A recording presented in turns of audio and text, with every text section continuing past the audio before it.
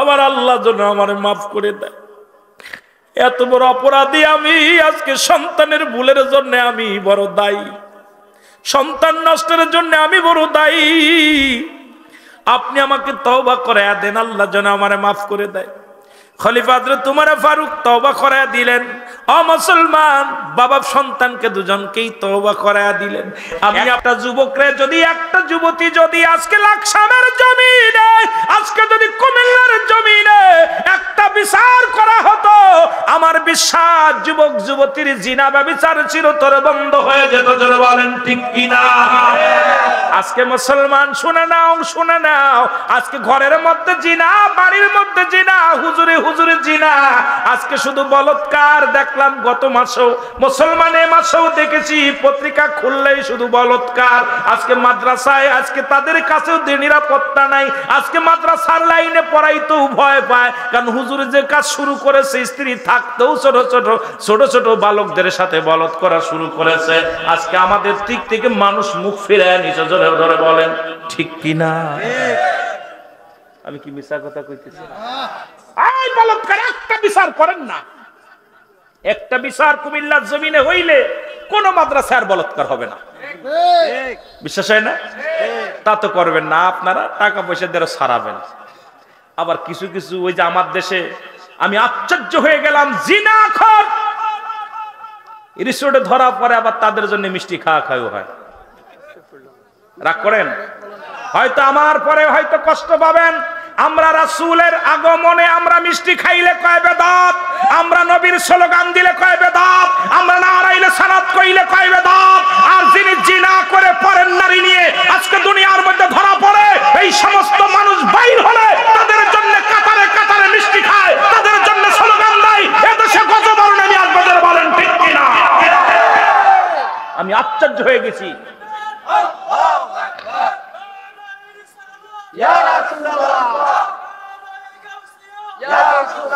আমি আল্লাহের কসম করে বলতেছি, এ মুসলমান, আপনাদের জাগতে হবে, আপনাদেরকে আবার জাগতে হবে, শাহজালালের মতো, শাহপরানের মতো জাগতে হবে। আর ঘুমানোর সময় নাই। রাসূলের স্লোগান দিলে, মিলাদ নবীজির শানে জুলুস করলে, কুমিল্লার মানুষ যখন জুলুস করে, এটা বন্ধ করার জন্য পায়তারা শুরু হয়। আমরা মিষ্টি বিতরণ করলে এটা নাজায়েজ হয়। আর আজকে যারা নারী নিয়ে ফুর্তি করে, তারা বাইর হলে মিষ্টি বিতরণ করে কোন ফতুয়া দিয়ে? কথা বলেন না কেন? জোরে বলেন, কথা বলেন না কেন? রাগ করেন? হয়তো আমার উপরে অ্যাকশন আসবে, ভয় করি না, ভয় করি না। আমি কষ্ট পেয়েছি, আমি কষ্ট পেয়েছি। এগুলো বলতে হবে যে একটু বাংলাদেশ, এদেশে জিনার শাস্তির বিধান শোনেন। হুজুর আসছে, যার হাতে হাজার হাজার আলেম হয়েছে, প্রিন্সিপাল ছাড়াইছে। আপনারা একটু খেয়াল করেন, যে ব্যক্তি জিনা করে, এটা হলো জিনা বললাম যুবক যুবতী, অবিবাহিত নারী, অবিবাহিত পুরুষ। আর বিবাহিত নারী, বিবাহিত পুরুষ যদি জিনা করে, জিনার শাস্তির বিধান শোনেন। মিষ্টি বিতরণ তো দূরের কথা, ওর বিধানটা শুনে নেন, তারপরে আমার বিচার করেন। বিচার হলো, যে ব্যক্তি বিবাহিত নারী, বিবাহিত পুরুষ জিনা করবে, শাস্তির বিধান হলো তাকে বুক পর্যন্ত না মাটির নিচে পুঁততে হবে, কঙ্কার ছুঁড়ে মারতে হবে, পাথর ছুঁড়ে মারতে হবে। যতক্ষণ পর্যন্ত মৃত্যুবরণ না করবে, ততক্ষণ পর্যন্ত তার মার বন্ধ হবে না। নিশ্চিত হয়ে যাবেন উনি মারা গেছে, এইবার তাকে মাটি খুঁড়ে উঠাইতে হবে। উঠাইয়া তাকে দিবালয়ে মানুষের সামনে কুকুর শিয়াল দিয়ে লাশটা খাওয়াইতে হবে। এই লাশের দাফন পাবে না, এই লাশে কাফন পাবে না, এই লাশে কি পাবে না? জানাজা পাবে না। আর আমার দেশে ওই সমস্ত মৌলবীর গোষ্ঠী জিনা করার পর ফুলের মালা পায়। আমার দেশে ওই সমস্ত মৌলবীর গোষ্ঠীরা জিনা করার পর মিষ্টি বিতরণ হয়। সুতরাং এই দেশে ইসলাম কায়েম হচ্ছে না, হচ্ছে না, হচ্ছে না। জোরে বলেন ঠিক কিনা?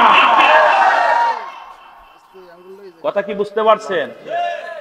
শাস্তির বিধান শুনছেন? উনি কি বিবাহিত না অবিবাহিত? তাহলে উনি বিলে না, যত বিবাহিত নারী, যত বিবাহিত পুরুষ জিনা করবে, সে যত বড় কুতুব হোক, সে পীর সাহেব হোক আর মৌলবী হোক, যত বড় ব্যারিস্টার হোক, ইসলামের বিধান মানলে, কোরআনের বিধান মানলে তাকে কুকুর শিয়াল দিয়ে খাওয়াই দিতে হবে। আর তাদের ফুলের মালা দিয়ে হাজার হাজার জনগণ, হায় রে মানুষ, হায় রে আবুল আহাবের দলের লোক, আবু জাহেলের দলের লোক। আবু জাহেল ছিল জ্ঞানীর পিতা, আবুল হেকাম, আহা জ্ঞানীর পিতা। নবীকে না মানার কারণে হলো আবু জাহেল মূর্খর আব্বা। আজকে কোরআন না বুঝার কারণে এই সমস্ত আবু জাহেল গুলো ফুলের মালা নিয়ে বয়া থাকে, মিষ্টির টুপলা নিয়ে বয়া থাকে, তারা এখনো ইসলামটাকে ক্ষতি করতে চায়। এরা জন্মটাই হয়েছে জিনার মধ্যে। জোরে বলেন ঠিক কিনা? বিদ্যা বলে আমিনুল মুমিনিন,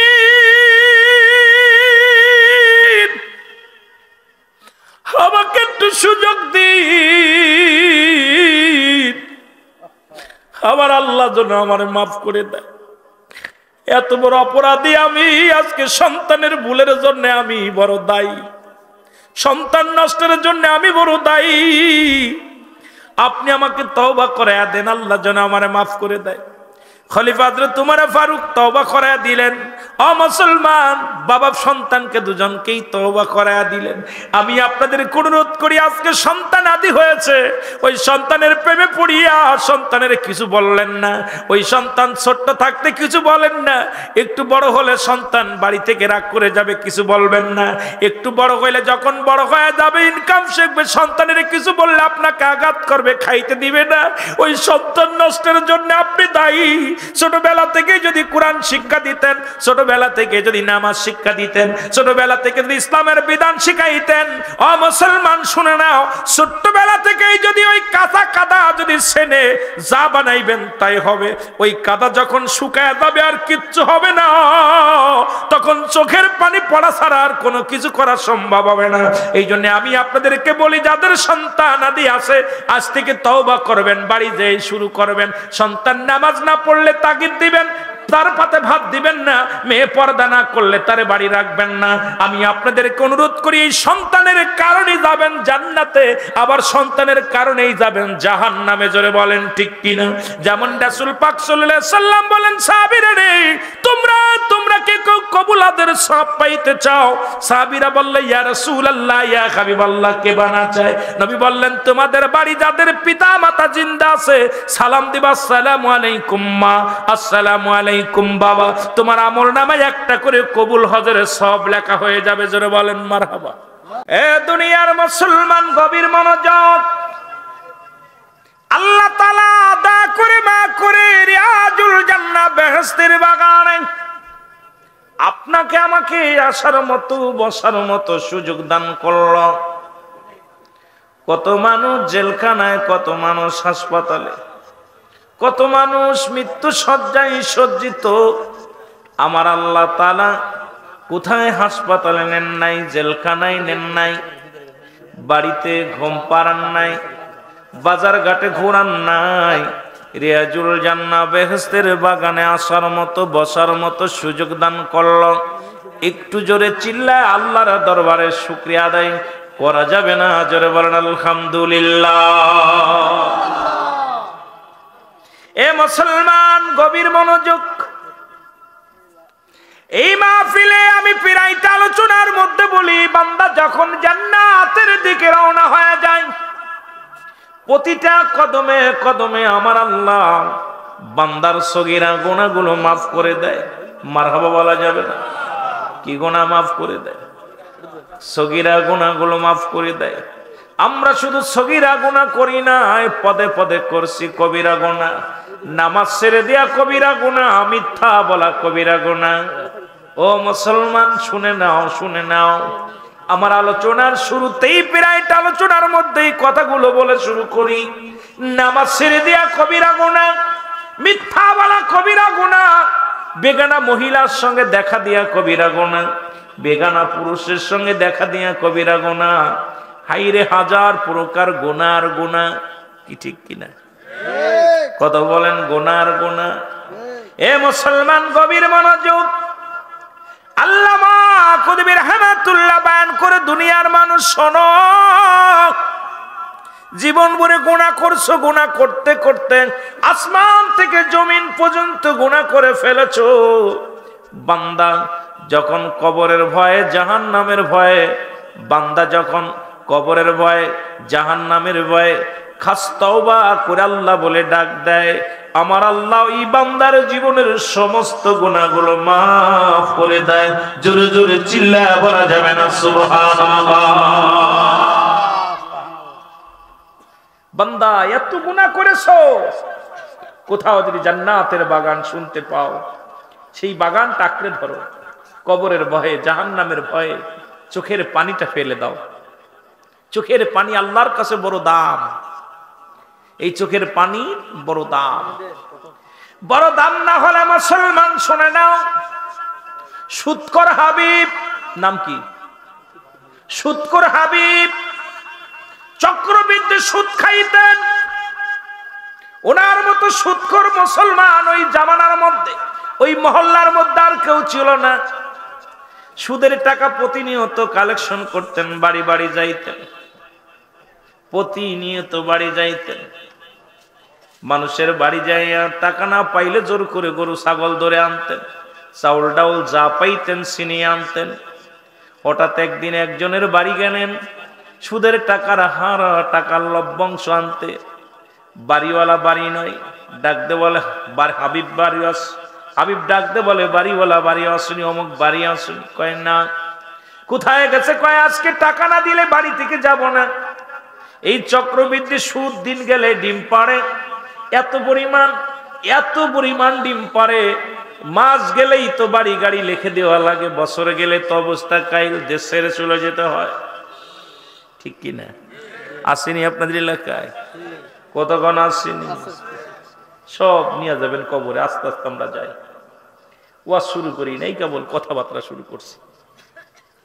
হাবিব কি করলেন? দেখে ছোট ছোট মাসুম বাচ্চাগুলো চোখের পানি ছেড়ে কান্দে, খানার জন্য খোদার যন্ত্রণায় কান্দে। হাবিব কয় যতই কান্নাকাটি করুক আমার টাকা দেওয়া লাগবে, আমার টাকা না দিলে কোনো সার নাই। ঘরের বিবি ডাকতে বলেন ভাই আজ 3টা দিন ঘরের মধ্যে কোনো খাবার নাই।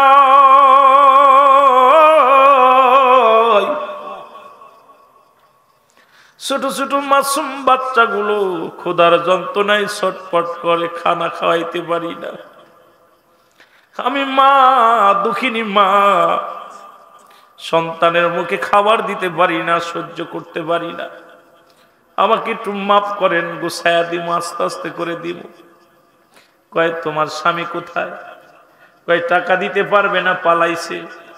ভিতরে ঢুকে দেখে কিছু গোস্ত পাতিলের মধ্যে আছে।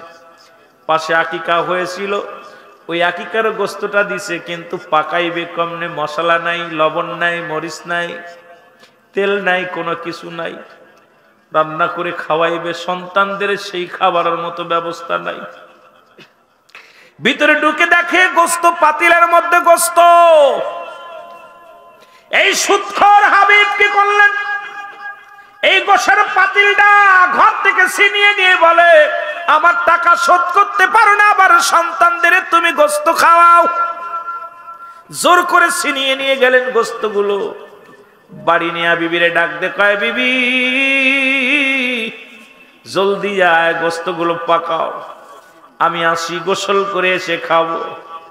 গোসলের জন্য রওনা হলেন। বিবি গোস্তগুলো টুকরো টুকরো করে কাটলেন, সুন্দরভাবে রান্না করলেন, বোনা করলেন, বুনে একদম পাতিলের মধ্যে রেখে দিলেন। গোসল করে আসা পর স্বামীর সামনে পাতিলটা নিয়ে দিলেন। পাতিল ঘুষায় দেখে রে পুরো গোস্তের একটা টুকরা গোস্ত নাই, পুরো গোস্তগুলো রক্ত হয়ে গেছে। জোরে জোরে চিল্লায়া বলা যাবে না আল্লাহু আকবার। কি হয়ে গেছে? রক্ত, রক্ত হয়ে গেছে। একটা চিৎকার মেরে বলে মালিক, আমি মানুষের কাছ থেকে জোর করে গোস্ত ছিনিয়ে এনে রান্না করার পর এই গোস্ত যদি, গোস্তের টুকরা যদি রক্ত হয়ে যেতে পারে, আল্লাহ আমি কত মানুষের কাছ থেকে টাকা জোর করে নিয়ে আসে সুদ খায়, আমার অবস্থা কি হবে? আল্লাহ কবরে যেদিন শোয়া দিবে আমার অবস্থা কি হবে? আল্লাহ তুমি আমারে মাফ করে দাও। আল্লাহ আমি পাপী, আমি গুনাহগার, আমি বড় পাপী। আল্লাহ আমাকে আপনি মাফ করে দেন। আমার মতো গুনাহগার আর পৃথিবীর মধ্যে নাই, আমার মতো পাপী আর পৃথিবীর মধ্যে কেউ নাই।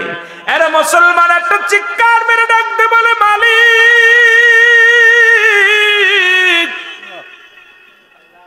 তুমি আমার মতো পাপীর যদি মাফ না করো, আল্লাহ রক্ত তুমি যদি গোস্ত রক্ত বানা দিতে পারো, আমার মতো হাবিবরে তুমি দুলার সঙ্গে মিশিয়ে দিবা, হাড্ডিগুলো মিশিয়ে দিব। আল্লাহ তোমার এই দরবারে আমি কি জবাব দিব? একটা চিৎকার মেরে যখন ডাক দে বলে আল্লাহ, আল্লাহ কবুল করেছে, সঙ্গে সঙ্গে হাবিবকে আল্লাহ মাফ করে দিছে। শুধু মাফ করে নাই, পৃথিবীর মধ্যে আল্লাহর ওলির দপ্তরে তার নামটা লিখে দিছে। জোরে বলা যাবে না সুবহানাল্লাহ। এখনো যারা সুদখোর আছেন, আমি আপনাদেরকে বলে যাই, এ মুসলমান, কার জন্য সুদ খাও, কার জন্য ঘুষ খাও, কার জন্য জিনা করো, কার জন্য ব্যভিচার করো, কেউ তোমার নয়, সব কিছুই পর।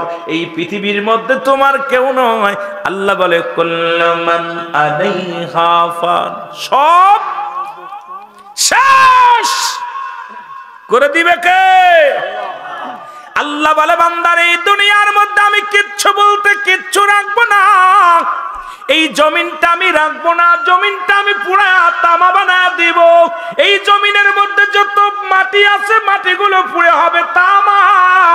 এই জমিনের মধ্যে যত পানি আছে পানিগুলো পুড়ে হবে ছাই। যেদিন কিচ্ছু বলতে কিচ্ছু থাকবে না, সেদিন থাকবে শুধু আমার আল্লাহ। কে থাকবে? আরো জোরে বলেন, আরো জোরে বলেন। আল্লাহ রে ডাক রে বান্দা, আল্লাহ রে ডাক বান্দা, আল্লাহ রে ডাক রে বান্দা। এর ডাকার মতো ডাকলে পারে, ডাকার মতো ডাকলে পারে, গোনাও পাবি মাপ। আল্লাহ রে ডাক রে বান্দা, আল্লাহ রে ডাক তোরা, আল্লাহ রে ডাক রে বান্দা। জোরে জোরে বলেন আল্লাহ রে ডাক রে বান্দা, আল্লাহ রে ডাক তোরা, মাওলা রে ডাক রে তোরা, মাওলা রে ডাক। ওরে ডাকার মতো ডাকলে পারে, ডাকার মতো ডাকলে পারে, গোনা পাবি মাপ। আল্লাহ রে ডাক রে বান্দা, আল্লাহ রে ডাক। ডাকা যিনি হলেন অলি, আব্দুল কাদের নামটি শুনি। ডাকা যিনি হলেন অলি, আব্দুল কাদের নামটি শুনি। বাগদাদ নগর, মাওলা রে ডাক রে বান্দা, আল্লাহ রে ডাক তোরা, আল্লাহ রে ডাক রে বান্দা, আল্লাহ রে ডাক। ওরে ডাকার মতো ডাকলে পারে, ডাকার মতো ডাকলে পারে, গোনা পাবি মাপ। আল্লাহ রে ডাক রে বান্দা, আল্লাহ রে ডাক। আল্লাহুম্মা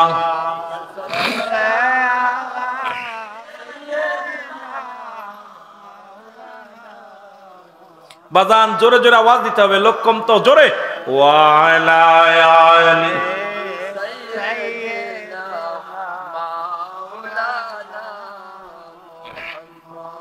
আরো জোরে বলেন আল্লাহুম্মা।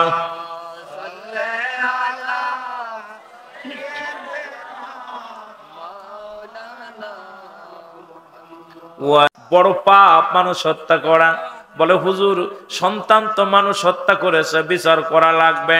খলিফাত তোমার ফারুক কয়, যুবক তুমি কি জানো মানুষ হত্যা করেছো, মহাপাপ করেছো, এর অপরাধের শাস্তি তুমি জানো? কয় না। কয় শাস্তি হলো তোমার মৃত্যুদণ্ড। কয় হুজুর আমি মেনে নিলাম। 3 নাম্বার অপরাধ, এই পৃথিবীর মধ্যে 3 নাম্বার অপরাধ হলো, শুনে নাও। এর 3 নাম্বার অপরাধ ডাকতে বলে হুজুর 3 নাম্বার অপরাধ, আমার সন্তান জিনাকারী, জিনা করে। আজকেও দেখলাম মুসলমান আবু হুরায়রা রাদিয়াল্লাহু তাআলা থেকে বর্ণিত একখানা হাদিস, বান্দা যখন পাপ করে, জিনা করে, এই অন্যায় করার পর যদি বান্দার সঙ্গে সঙ্গে ক্ষমা চায়, আমার আল্লাহ তারে মার্জনা করে। যেমন পাপটা করার পর যদি সে ক্ষমা চায় আল্লাহর দরবারে, ওই পাপিষ্ট বান্দা কিন্তু আল্লাহর দরবারে ক্ষমা পাওয়ার যোগ্য। কিন্তু ওই পাপ করে যদি আবার যদি পাপ করে, বড় গুনাহ হইতে হইতে গুনার পরিমাণ বাড়ে। এই পাপটা করার পর অনুশোচনা করে, আজ জীবনে পাপ করব না, আমার আল্লাহ তারে ক্ষমা করে দেয়।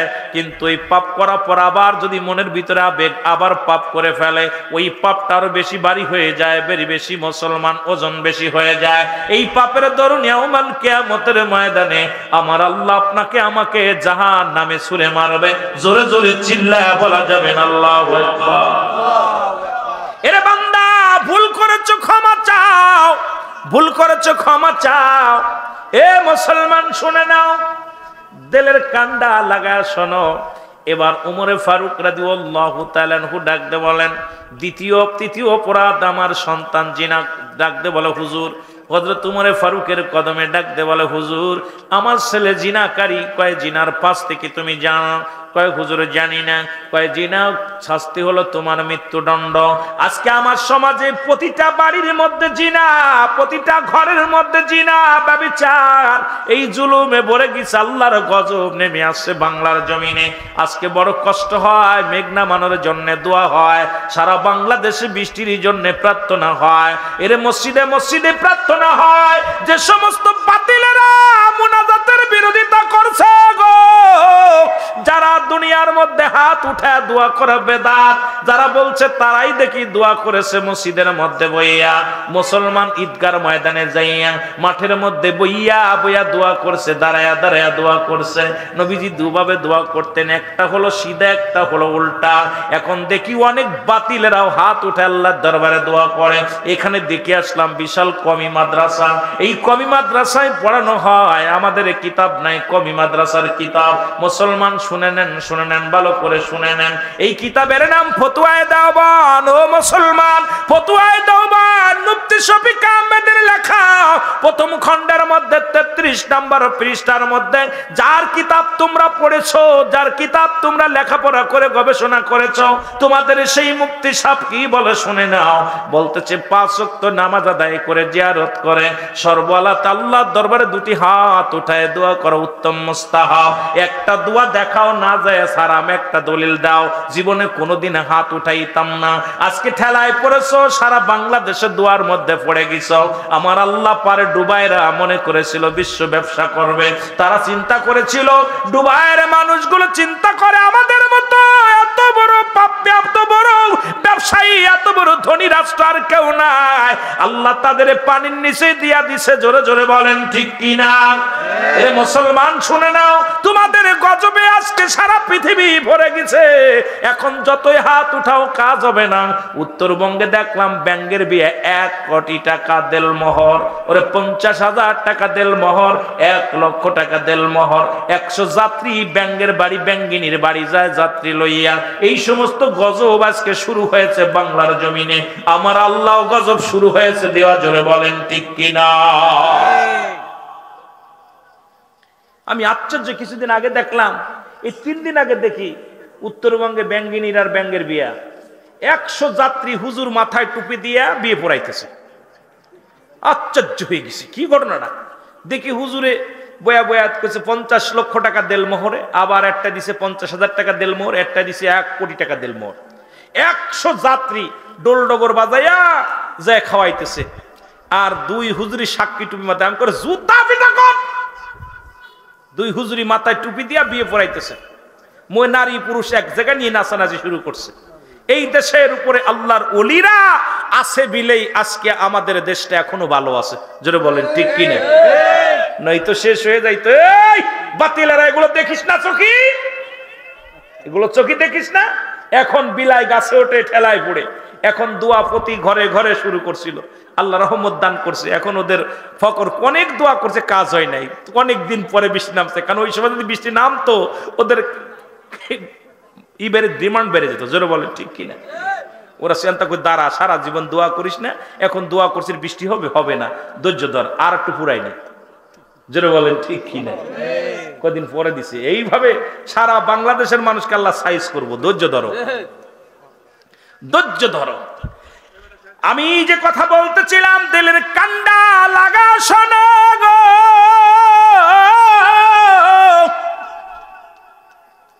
শাস্তি হলো, বিধান হলো, পাপের শাস্তির বিধান শোনো, জিনার শাস্তির বিধান শোনো। আলোচনায় গেছি, পারবো জানি না, সময় শেষ করতে পারবো কিনা। যদি কোনো যুবক যুবতী জিনা করে, শুনে নেন, মেম্বার সাহেব আছে, আপনারা ভালো করে শুনে নেন। যদি কোনো যুবক যুবতী জিনা করে, এই জিনার পরিমাণ যাই হোক না কেন, যদি পাপ করে, এই যুবককে 100 ডুরা তার গায়ের মধ্যে মারতে হবে। এমন ভাবে মারতে হবে ও মুসলমান 4-5টা মারা পর যেন মারা যায়। এমন ভাবে আঘাত করতে হবে মারা যাবে কি বাঁচবে দেখার সময় নাই, বেতের আঘাত করতে হবে, যদি মারা যায় মারা যাওয়ার পর ওই যুবক যুবতীর কি করবে, গোসল করাবে, তারা গোসল পাবে, তারা জানাজাও পাবে, তারা কবরও পাবে, দাফন কাফন সবই পাবে, বাকি যে বেতের আঘাতগুলো থাকবে এটা কবরের উপর রাখাইতে হবে। একটা যুবকরে যদি একটা যুবতী যদি আজকে লাকসামের জমিনে, আজকে যদি কুমিল্লার জমিনে একটা বিচার করা হতো, আমার বিশ্বাস যুবক যুবতীর জিনা ব্যভিচার চিরতরে বন্ধ হয়ে যেত। জোরে বলেন ঠিক কিনা? আজকে মুসলমান শুনে নাও, আজকে ঘরের মধ্যে জিনা, বাড়ির মধ্যে জিনা, হুজুরে জিনা, আজকে শুধু বলৎকার দেখলাম। গত মাসেও মুসলমানে মাসেও দেখেছি পত্রিকা খুললেই শুধু বলৎকার। আজকে মাদ্রাসায় আজকে তাদের কাছেও নিরাপত্তা নাই, আজকে মাদ্রাসার লাইনে পড়াইতেও ভয় পায়, কারণ হুজুর যে কাজ শুরু করেছে স্ত্রী থাকতেও ছোট ছোট বালকদের সাথে বলৎ করা শুরু করেছে। আজকে আমাদের দিক থেকে মানুষ মুখ ফিরায় নিচে। জোরে ধরে বলেন ঠিক কিনা? আমি কি মিছা কথা কইতেছি? এই বলৎকার একটা বিচার করেন না, একটা বিচার কুমিল্লার জমিনে হইলে কোন মাদ্রাসার বলৎকার হবে না। বিশ্বাস হয় না? তা তো করবেন না, আপনারা টাকা পয়সা দিয়ে সারাবেন। আবার কিছু ওই যে আমার দেশে আমি আশ্চর্য হয়ে গেলাম, জিনাখোর রিসোর্টে ধরা পড়ে আবার তাদের জন্য মিষ্টি খাওয়া হয়। রাগ করেন? হয়তো আমার পরে হয়তো কষ্ট পাবেন। আমরা রাসূলের আগমনে আমরা মিষ্টি খাইলে কয় বেদাত, আমরা নবীর স্লোগান দিলে কয় বেদাত, আমরা নারাইলে সালাত কইলে কয় বেদাত। আর যিনি জিনা করে পরের নারী নিয়ে আজকে দুনিয়ার মধ্যে ধরা পড়ে, এই সমস্ত মানুষ বাইর হলে তাদের জন্য কাতারে কাতারে মিষ্টি খায়, তাদের জন্য স্লোগান দেয়, এদেশে কত বড় নামী আসবে। বলেন ঠিক কিনা? আমি আশ্চর্য হয়ে গেছি।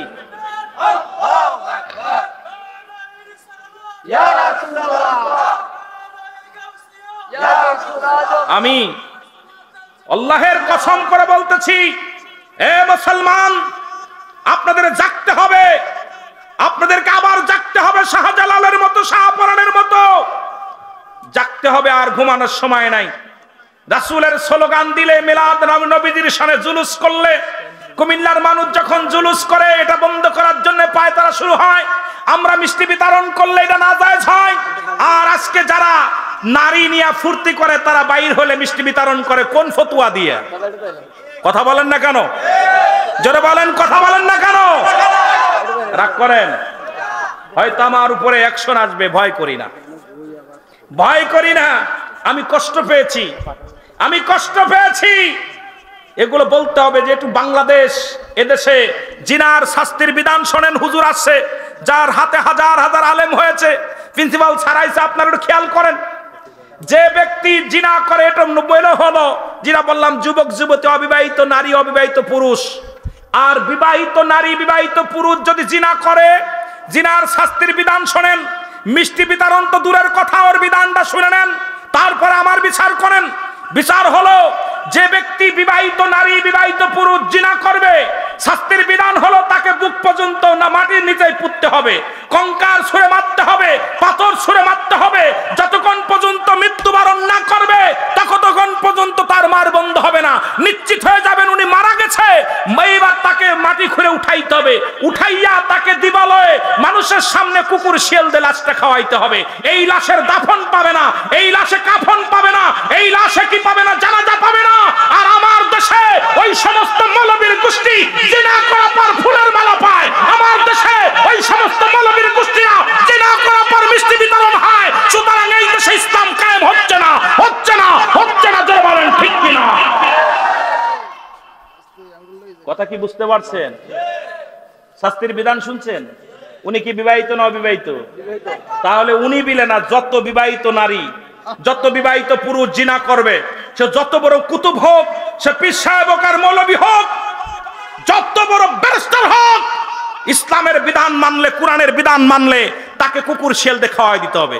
আর তাদের ফুলের মালা দিয়ে হাজার হাজার জনগণ, হায় রে মানুষ, হায় রে আবুল আহাবের দলের লোক, আবু জাহেলের দলের লোক। আবু জাহেল ছিল জ্ঞানীর পিতা, আবুল হেকাম, আহা জ্ঞানীর পিতা। নবীকে না মানার কারণে আবু জাহেল মূর্খর আব্বা। তার আজকে কোরআন না বুঝার কারণে এই সমস্ত আবু জাহেল গুলো ফুলের মালা নিয়ে বয়া থাকে, মিষ্টির টুপলা নিয়ে বয়া থাকে, তারা এখনো ইসলামটাকে ক্ষতি করতে চায়। এরা জন্মটাই হয়েছে জিনার মধ্যে। জোরে বলেন ঠিক কিনা?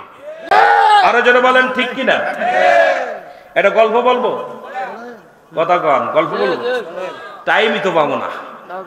গল্প হলো, আমাদের দেশের অবস্থা, যদি কোনো হিন্দু থাকেন আমি আগে ক্ষমা চাই, কারণ আমি সূরা তাওবা যেদিন পড়েছি 6 নম্বর আয়াত। কত নম্বর? 6 নম্বর। সূরা তাওবা 6 নম্বর আয়াত। আল্লাহ বলে, হাবিব আপনার কদমের মধ্যে যদি কোনো অমুসলিম যায়, সর্বপ্রথম তাদের বসতে দেন। যদি তারা নিরাপত্তা চায় নিরাপত্তা দেন, যদি নিরাপদ স্থানে পৌঁছে দিতে বলে পৌঁছায় দেন, যদি সাহায্য চাই সাহায্য দেন। কার ঘোষণা? হুজুর সাক্ষী, ওলামা একরাম সাক্ষী, সবাই ধরে রাখবেন। সূরা তাওবা 6 নম্বর আয়াত। এই জন্য আমি কোন হিন্দু অমুসলিম যদি থাকেন, অধর্মীরা থাকেন, কষ্ট পাবেন না, বোঝানোর জন্য বলতেছি। উত্তপ্ত গরমের ভিতরে 52 ছেলেকে নিয়ে যাইতেছে মা। কে যাইতেছে? 52 ছেলে নিয়ে যাইতেছে মা। মা আর 52 ছেলে দুইজন যাচ্ছে নানা বাড়ি বেড়াইতে। তো উত্তপ্ত গরমে পিপাসায় কাতর হয়ে গেছে।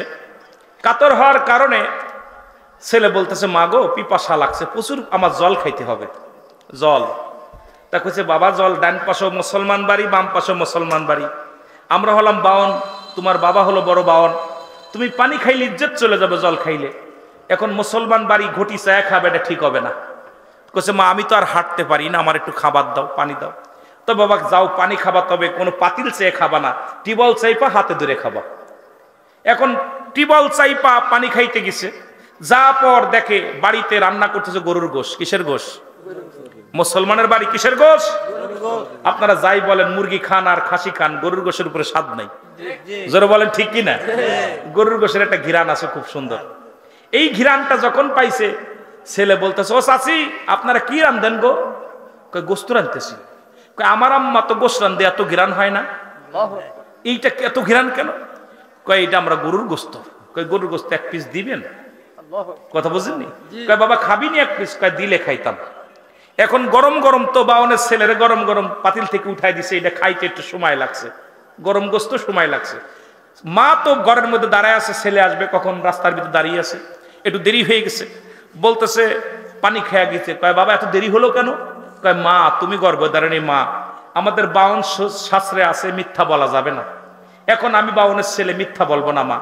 ও মা পানি খাইয়া দেখি ওই বাড়িতে গোস্ত পাকাইতেছে, এত ঘিরান আমি সহ্য করতে পারি নাই, 1 পিস চেয়ে খাইয়া আইছি। 1 পিস চেয়ে খাইয়া আইছি। করছে বাবারে তুই না 52 ছেলে তুই গোস্ত খালি? কয় মা আমার ভুল হয়ে গেছে। কয় বাজান রে ভুল তো তুই করিস নাই, ভুল তো আমি করছি, তোর জন্মটাই মুসলমানে দিছে। কথা বোঝেন নাই? ভুল তো তুই করিস নাই, ভুল করছি আমি, কারণ তোরে তো 52 জন্ম দেয় নাই, জন্মই মুসলমানে দিছে, এই জন্য গরুর গোস্ত পরানে চাইছে। কথা বলছেননি? আজকে যারা ওই সমস্ত জিনাকারীদের পক্ষে স্লোগান গায়, তাদের কোথায় জন্ম হয়েছে আপনারা এটা বুঝে নিয়েন। জোরে বলেন ঠিক কিনা? আরো জোরে বলেন ঠিক কিনা? সুতরাং আমরা যারা সুন্নি, আমরা দাবি করি আমরা কখনো জিনা ব্যভিচারের পক্ষে নয়, জিনা ব্যভিচার লুচ্ছামি বদমাইশের পক্ষে আমরা নাই। জোরে বলেন ঠিক কিনা? আরো জোরে বলেন ঠিক কিনা? একটু মহব্বতের সঙ্গে দুরূদ শরীফ পড়েন। আল্লাহুম্মা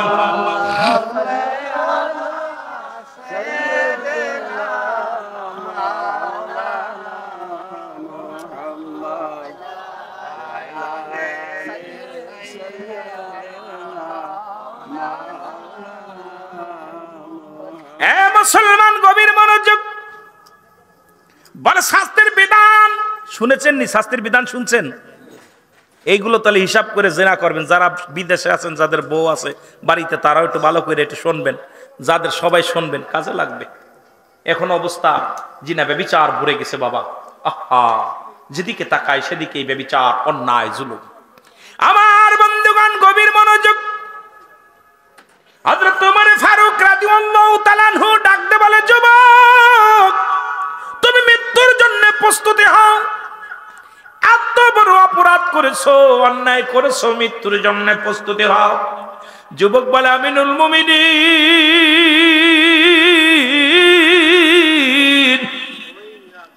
আপনি আমার বিচার করবেন, আমি আপনার বিচার মেনে নিলাম। তবে আমার বিচার করার আগে আমার বাবার বিচারটা আগে করা লাগবে। কার বিচারটা? বাবার বিচার। কথা বলেন না। জি। বাবার বিচারটা করা লাগবে, বাবার বিচার করা লাগবে। খাত্তাবের বেটা উমর ডাকতে বলে, যুবক তুমি কি বলতে চাও? ও তোমার বাবা হয়, তুমি বাবার বিরুদ্ধে অভিযোগ করো, তুমি কেমন যুবক গো? তোমার বিচারটা হবে কেন? তোমার বাবার বিচার হবে? বলে হুজুর আপনি আমার যে শাস্তি দিবেন সব শাস্তি মেনে নিলাম, তবে আমার বিচারের আগে আমার বাবার বিচার করা লাগবে। কারণ এই পৃথিবীর মধ্যে 1 নাম্বার ভুল করেছে আমার আব্বা। তার 1 নাম্বার ভুল হলো উনি আমাকে একটা ভালো মা দেয় নাই। পৃথিবীর মধ্যে উনি আমাকে একটা ভালো মা দেয় নাই। উনি যে মা দিছে সেই মা হলো জিনাকারিনী। সেই মা পৃথিবীর মধ্যে বেগানা পুরুষের সঙ্গে চলাফেরা করে। সেই মা হলো পৃথিবীর মধ্যে হাট বাজার সবই উলঙ্গ বেহায়াপানা অবস্থায় করে বেড়ায়। সুতরাং 1 নম্বরে আমি আমার একটা ভালো মা দেয় নাই। আজকে নষ্ট হওয়ার মূল আমার আব্বা জান। উনি যদি আমাকে একটা ভালো মা দিতেন তার থেকে আমি অন্যায়গুলো শিখতাম না। আমি যুবকদের বলে যাই, তোদের পায়ে ধরে বলে যাই, ও আমার যুবক বাবারা যারা বিয়ে করিস নাই তোদেরকে আমি অনুরোধ করে যাই, প্রয়োজন হলে একজন রিক্সা চালকের মেয়ে বিয়ে কর, ভ্যান চালকের মেয়ে বিয়ে কর, একজন দিনমজুরির মেয়ে বিয়ে কর। আগে খোঁজ নিবি মেয়েটা নামাজ পড়তে পারে কি না, ওই মেয়েটা পর্দায় থাকে কি না, ওই মেয়েটা পৃথিবীর মধ্যে কোরআন হাদিস জানে কি না, ওই মেয়ের মা তার শ্বশুর শাশুড়ির খেদমত করে কিনা। এইটা আমরা এখন সুন্দরী পূজারী হয়ে গেছি। আজকে আমার সমাজ নষ্ট হওয়ার মূল কারণ হলো আমাদের গার্জিয়ান গুলো। আজকে আমাদের যুগে আগে যখন বিবাহ শাদী হতো আমাদের মাথা পিতা মুরব্বী দাদাগণ যেত, যে আগে দেখতো কালো হোক মেয়ে কোন গোষ্ঠীর, আগে মেয়ের নানার পরিচয় নিত, নানার মাতৃকুল পিতৃকুল গুলো টুকায় বাইর করত। তারা রূপ দেখতো না, তারা দেখতো গুণ। আর আমরা দেখি রূপ, এই জন্য প্রতিটা সংসারের মধ্যে জিনা ব্যভিচার। আজকে আমার সমাজ সুন্দরী পূজারী হওয়ার কারণে, আমরা শুধু ধলা চামড়ার পূজারী হওয়ার কারণে আমার জাতি, আমার সমাজ, আমাদের মুরব্বিকরাম আজকে বৃদ্ধাশ্রমে জায়গা হয়। আজকে আমার মা আমার বাবা বৃদ্ধাশ্রমে কেন যায়? এর একটা মূল কারণ হলো ঘরের লক্ষ্মী ভালো না। জোরে জোরে চিল্লায় বলা যাবে না, ঠিক কিনা? বড় কষ্ট। আজকে বৃদ্ধাশ্রম কেন যায়? কয়েকটা বৃদ্ধাশ্রমে যায় কান্না দেখে খুব কষ্ট হয়েছে। দেখছি আমার দেশে আমি জরিপ করে দেখেছি, আমার দেশে সবচেয়ে দুর্নীতিবাজ হলো শিক্ষিত সমাজ বেশি। শিক্ষিত সমাজ বেশি। বিশ্বাস হয় আপনাদের? কথা বলেন। কারণ দেখেন আমাদের কোন দিনমজুরি যে সে ঘুষ খায় না। দিনমজুরিরা ঘুষ খায়, ভ্যান চালক খায়, রিক্সা চালক খায়, কিন্তু আমার দেশে বড় বড় অফিসাররা গদির মধ্যে বইয়া, এসির মধ্যে বইয়া ঘুষ খায়। জোরে বলেন ঠিক কিনা?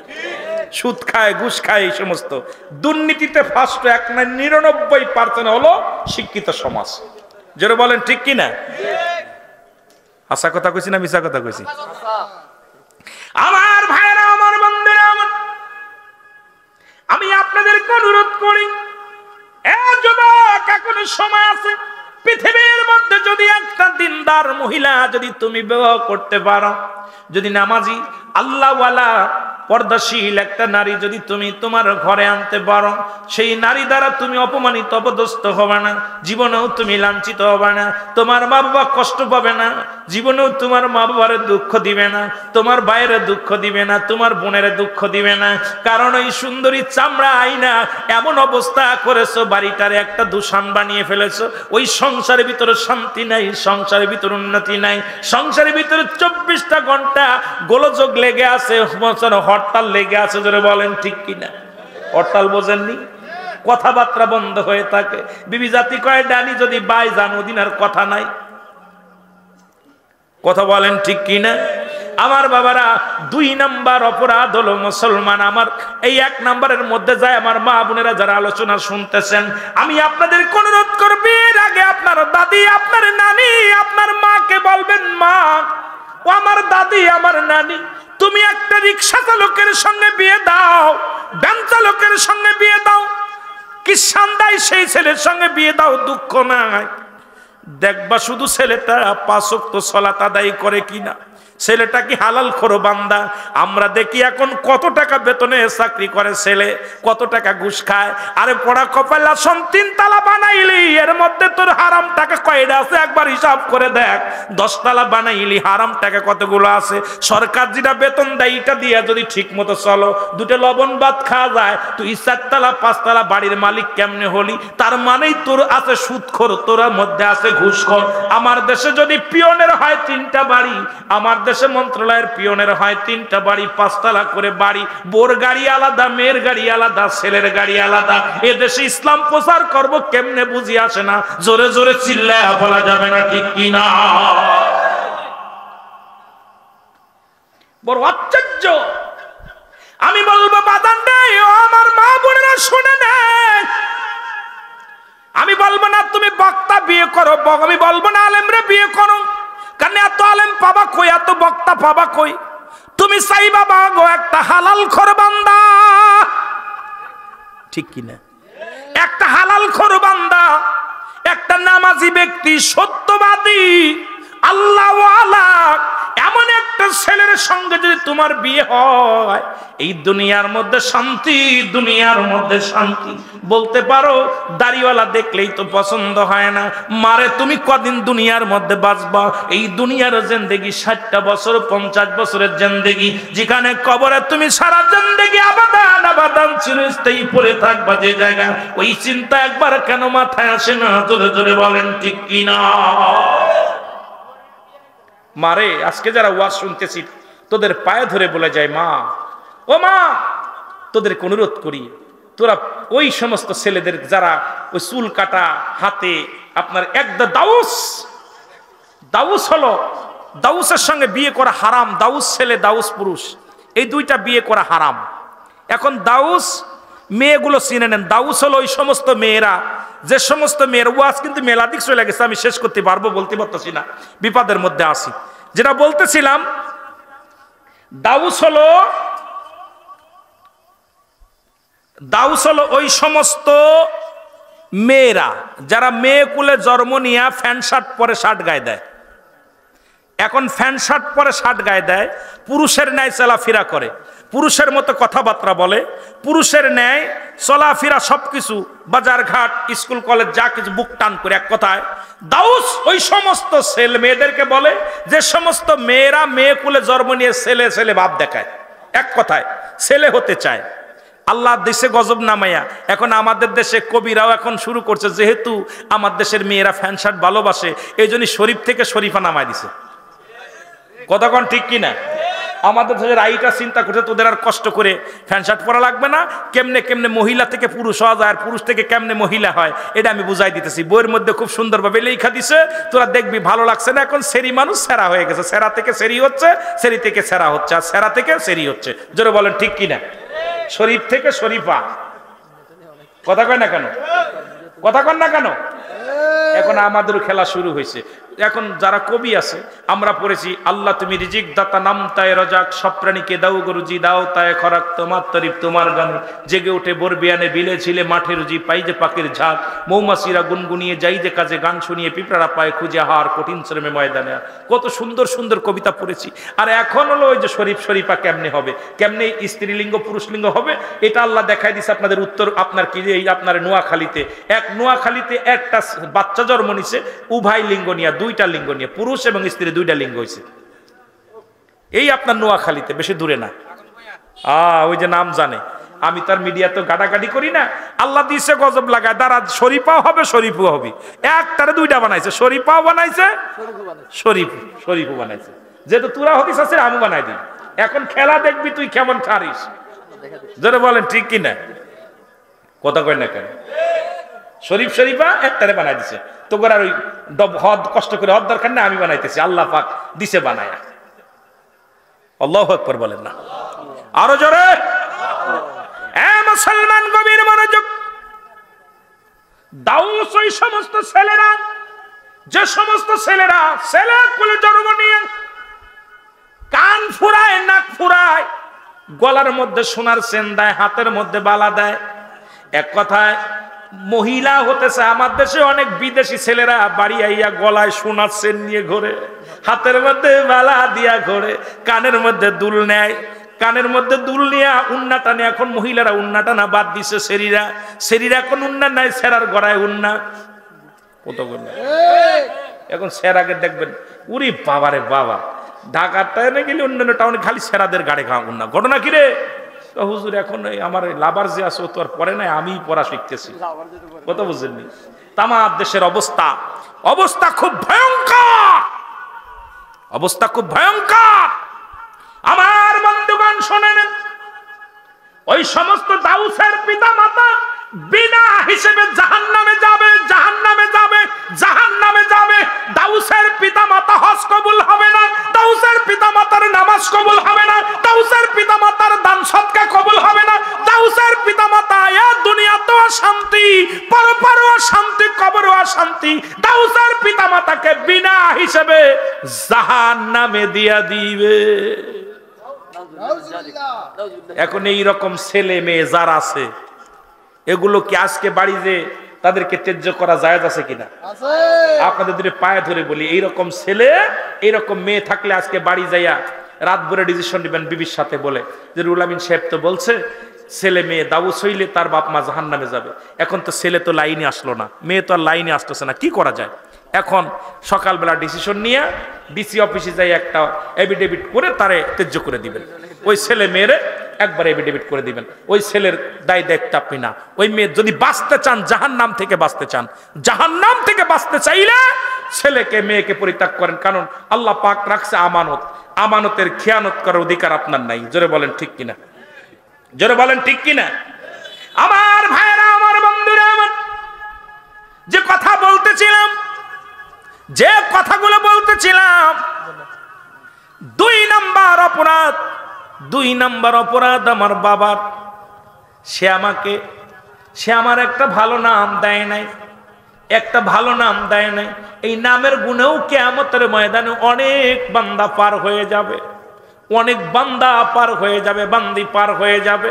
ওই নামের ওসিলায়, ওই নামের গুণে অনেক মানুষগুলো পাপ থেকে বেঁচে যাবে। আল্লাহ তাআলা সুন্দর একটা নাম রাখার ব্যবস্থা করে দিক প্রতিটা মানুষের।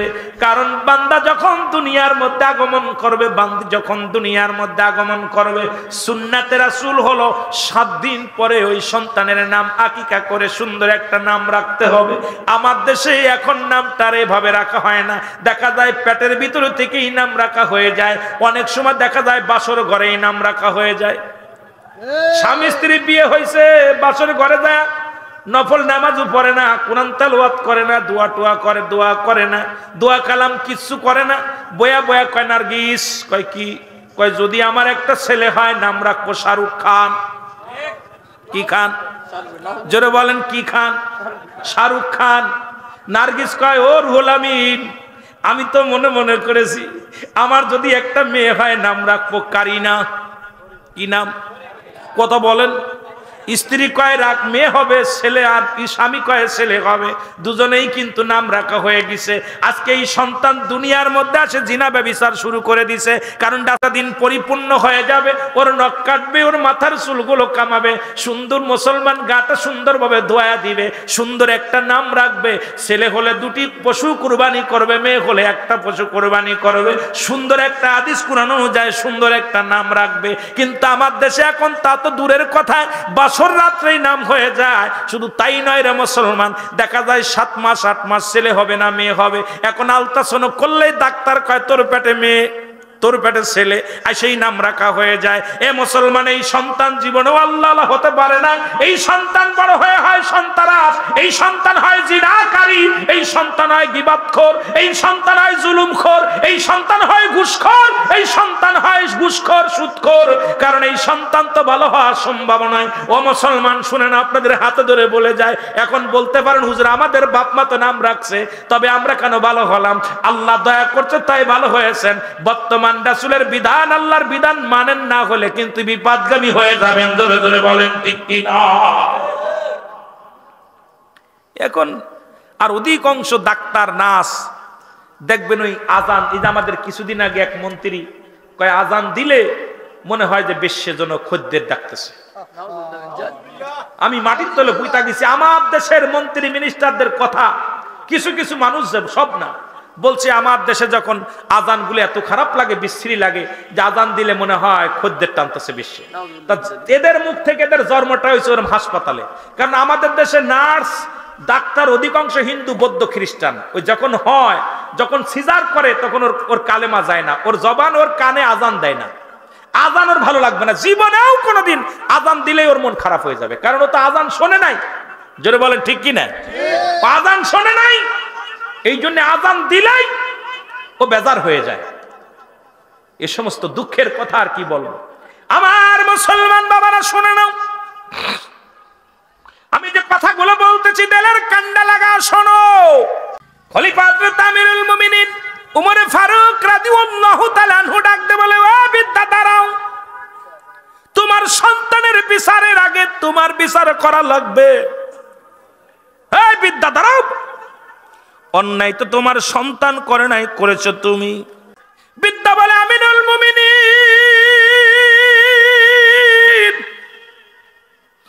আমাকে একটু সুযোগ দিন, আমার আল্লাহ যেন আমার মাফ করে দেয়। এত বড় অপরাধী আমি, আজকে সন্তানের ভুলের জন্য আমি বড় দায়ী, সন্তান নষ্টের জন্য আমি বড় দায়ী। আপনি আমাকে তওবা করায়া দেন, আল্লাহ যেন আমারে মাফ করে দেয়। খলিফা হযরত উমর ফারুক তওবা করায়া দিলেন। ও মুসলমান, বাবা সন্তানকে দুজনকেই তওবা করায়া দিলেন।